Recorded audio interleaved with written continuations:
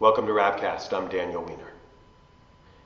Even without the constant media coverage, analysis, and speculation in the aftermath of the tragedy in Sandy Hook, Connecticut, this obscenity of violence and death would have surely captured our hearts, minds, and consciences.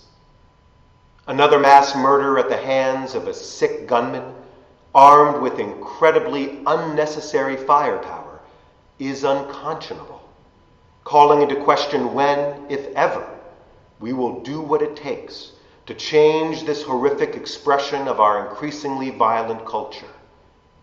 But the slaughter of 20 first graders seems to have finally crossed a threshold, resonating more broadly and deeply than other domestic atrocities of the last few years. Our tradition compels periods of mourning and memory after loss. But as the tears subside and perspective takes hold, we, like Abraham rising from Sarah's grave, must rally to action.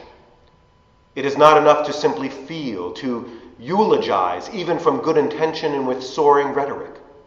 Like Abel's unjustly shed blood crying from the earth, these unimaginably cut short lives cry out to us from their final resting place. Do not let our murders be in vain. There are some promising signs from local, state, and federal officials, but it is only a start. We must pursue and pressure, holding fast to the passion and purpose we feel this week, and not allow this sin of slaughter and most heartbreaking of loss to fade from our thoughts like the waning news cycle cresting on the shores of atrophied attention spans.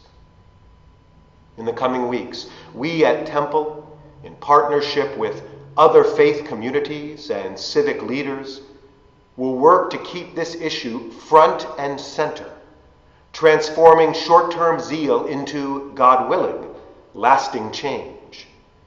In the meantime, sign on to the petitionary letter from the Jewish Council for Public Affairs and use the letter I crafted on our website to share concerns with our elected officials.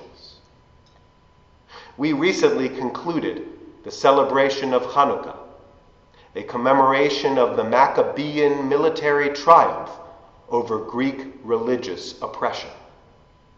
And while we Jews are too well acquainted with the need for willful force to confront wanton evil, we regard defensive violence as an unfortunate necessity in an imperfect world, not an ideal toward a perfected world.